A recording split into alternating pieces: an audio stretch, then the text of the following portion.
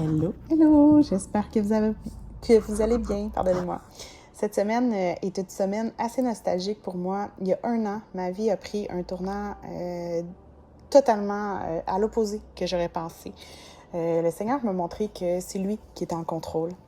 Après des mois de prière, même une année de prière, à ce qu'il me sorte de situations où que j'étais pas à l'aise, que j'étais mal compris, que j'étais tannée. Euh, j'ai... Il a fait... il m'a puissamment touchée. Puis je lui rends gloire, sincèrement, pour tout ce qu'il a fait dans ma vie, parce que même si on peut dire que c'est une épreuve, puis qu'on n'aurait pas dû vivre ça parce qu'on vit dans la grâce du Seigneur, ben non, au contraire. Moi, je dis qu'on vit les épreuves justement pour fortifier notre foi, pour aller plus loin avec le Seigneur, parce qu'il voit comment qu'on fait face aux épreuves si on se repose sur lui ou sur la chair des hommes. Donc, j'ai réussi à briser des relations toxiques dans ma vie que je n'arrivais pas par ma propre chair. J'ai réussi à faire un ménage incroyable dans ma vie que j'aurais voulu faire depuis des années, mais par ma propre force, j'étais incapable. Donc, gloire à Dieu, parce que même si tu comprends pas pourquoi tu fais les choses, il te rassure et il te dit simplement « Laisse-toi aller et fais-moi confiance ». Le Seigneur a fait et fait toujours un ménage incroyable dans ma vie, même encore aujourd'hui. Je lui rends gloire, pardonnez-moi, parce que il me met en pensée un ménage dans ma vie que jamais j'aurais osé faire. Tu sais, quand on dit que le Seigneur te connaît plus que toi, puis tout ce qu'il fait dans ma vie est juste grandiose. Pourquoi? Parce que je me suis complètement abandonnée. Je vous dis pas que j'ai des rechutes. Il y a des semaines aussi que je me sens comme plus impatiente, puis je me dis, Seigneur, pourquoi? Je comprends pas. Puis il me le montre, mais il me le montre d'une façon comme, t'as retourné à faire telle chose, je t'avais pas demandé ça, puis c'est inconsciemment qu'on retourne dans nos vieilles habitudes. Mais quand on a une détermination, chaque soir, avant de te coucher, demande-lui, Seigneur, est-ce qu'il y a quelque chose que j'ai fait aujourd'hui que tu n'as pas envie que je fasse?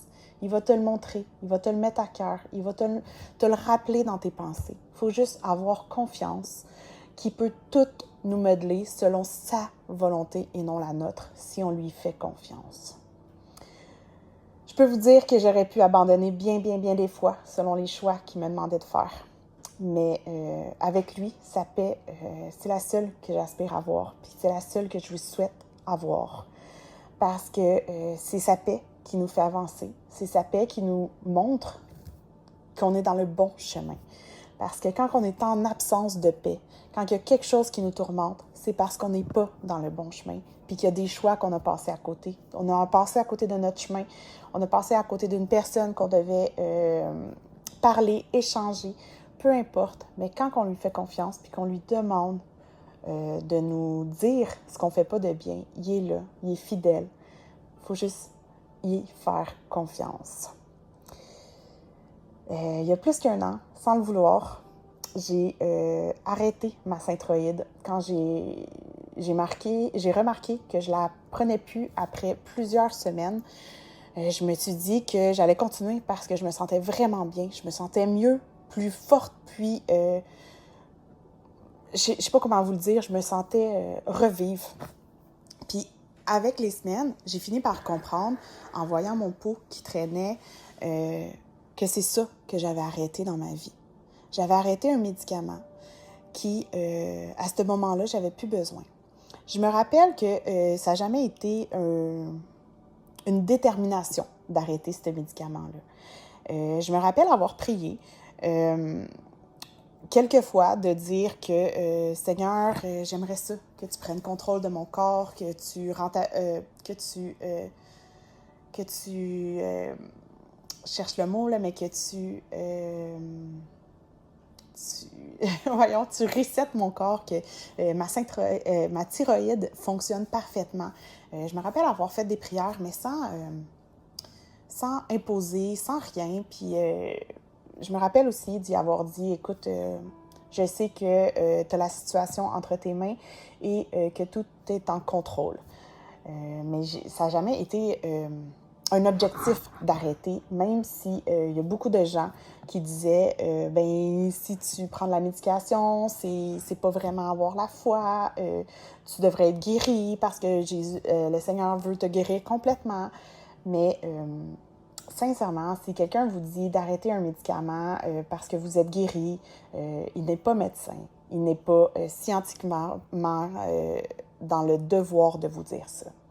Malheureusement, il y en a beaucoup trop de monde de nos jours qui impose des choix aux autres, mais le choix doit venir de nous autres, doit venir vraiment de sentir que c'est vraiment une conviction en dedans de nous. Puis, je ne sais pas comment vous l'exprimer, mais il faut que vous allez après faire les tests pour voir que si vous faites la bonne chose. Moi, je ne vous dis pas d'arrêter vos médicaments. C'est pas ça que je vous dis. Je vous témoigne de la grâce que j'ai eue sur ma vie, du miracle que j'ai eu de ma vie. Puis, le Seigneur peut agir dans votre vie aussi, mais n'écoutez pas une personne qui vous dit d'arrêter un médicament. C'est juste la petite parabole que je veux vous dire. Il faut vraiment que ça vienne de vous, que ça vienne de l'esprit en vous, puis que vous ayez une conviction absolue, puis pas quelqu'un qui vous a imposé un choix ou qui s'est acharné à vous dire que vous devriez faire ça, ça va évoluer, puis blablabla. Ils ont analysé votre situation. Non, non, non. Malheureusement, moi, ce qui m'a mis le plus de barrières dans les roues, c'est le domaine Voyons, le domaine de l'hôpital. Hospitalisation, excuse-moi, en tout cas. Vous comprenez le mot. Puis j'aurais pu effacer puis mettre le bon mot, mais c'est tout en humilité que je veux que vous écoutez ce témoignage-là. Puis même si je me trompe de mots, ça ne me dérange pas. Parce que dans la vie, il n'y a rien de parfait. Il y a juste l'authenticité. Puis si on fait en sorte qu'on met tout le temps les choses parfaitement qu'on partage, bien, ça fait en sorte que de créer une pression aux autres qu'on doit être parfait. Non. On doit le faire les choses avec notre cœur, tout simplement. Donc, comme je vous avais déjà partagé, quand je suis rentrée à l'hôpital, ils ne savaient pas qu'est-ce que j'avais. J'avais un épuisement vraiment profond. J'avais un abandon de moi. Puis, à l'hôpital, ils ont fait tous les tests de dope, de ci, de ça. Ils ont analysé tout mon corps pour voir qu'est-ce qui ne fonctionnait pas. Ils ont vu dans mon dossier que j'avais une synthroïde. J'ai dit, ça, je le prends plus, ce médicament-là. Ah ouais, ça fait combien de temps? J'ai dit, mais ça fait 3 semaines et plus, voire 1 mois et demi. Donc, le médecin a analysé ma prise de sang. Par l'intermédiaire d'une infirmière, elle est venue me dire que j'avais bien fait d'arrêter ce médicament-là, puis de continuer de l'arrêter. Ironiquement, quand je suis montée sur l'étage, parce que ils m'ont imposé une garde d'établissement en rentrant, malgré que j'étais zen, malgré que j'étais dans une paix. Pour eux, c'était déstabilisant, tout ça. Donc c'est ça. Puis pendant 4 matins, 3 à 4 matins, ils m'ont imposé ce médicament-là. Une chance que j'ai un caractère de cochon. Parce que si je m'aurais laissé dire « Ah oui, oui, je le prends, ah oui, je le prends », il m'aurait donné un médicament que j'ai pas besoin. Chaque matin, il y avait une infirmière qui venait me voir à 2 pouces de la face puis il me disait « Prends-le, c'est à vie ce médicament-là, tu peux pas être guéri ». Puis je leur disais « Va voir mes prises de sang à l'urgence, tout était beau, fais-moi une autre prise de sang, je suis prête à vous prouver que ma thyroïde est normale. » Mais après ça, il allait analyser les dossiers, puis de toute la journée, je les revoyais plus, ces gens-là. Mais pourquoi que... tu sais, moi, c'est ça que je trouve le plus phénoménal, que ces gens-là sont pas capables de s'excuser. Ils sont pas capables de dire « Ah, c'est vrai », ou de laisser une note pour la prochaine personne. Non, ils font rien de tout ça. c'est malheureux parce que c'est nous qui tombons en épuisement à tout le temps devoir se prouver. J'ai demandé je sais pas combien de temps, fais-moi une prise de sang, je suis tannée que vous me demandez ça, je suis plus capable. Puis c'était tout le temps à vie. Ben Dieu m'a guéri parce que j'ai plus besoin de Synthroïde. Encore 1 an plus tard, j'ai fait des prises de sang parce que il disait que certains symptômes qui est arrivé, c'était un débalancement hormonal. Aucunement. Ma thyroïde est parfaitement normale 1 an plus tard. Fait que gloire à Dieu. Merci Seigneur pour la guérison. Et je vous souhaite vraiment, par ce témoignage, d'être béni, puis de garder la foi, s'il l'a fait pour moi, il peut le faire pour vous. Mais ne vous mettez pas de pression et ne vous fiez pas à des gens il vous impose des choses parce que vous allez plus vous nuire qu'autre chose. Mais les miracles arrivent. Il faut juste aller montrer à la science, aux médecins, que c'est possible tout ça. Parce que si on se fie qu'à nous, puis on ne va pas démontrer à la science, notre foi ne peut pas grandir dans le cœur des spécialistes, des infirmiers et de tout ça. On doit vraiment, vraiment aller chercher la science pour compléter notre foi, puis pour démontrer comment que Dieu est fort dans la vie. Comment Dieu peut agir incroyablement si on lui fait complètement confiance. J'espère que vous avez envie d'en connaître plus sur le Seigneur ou ce qu'il peut faire dans nos vies.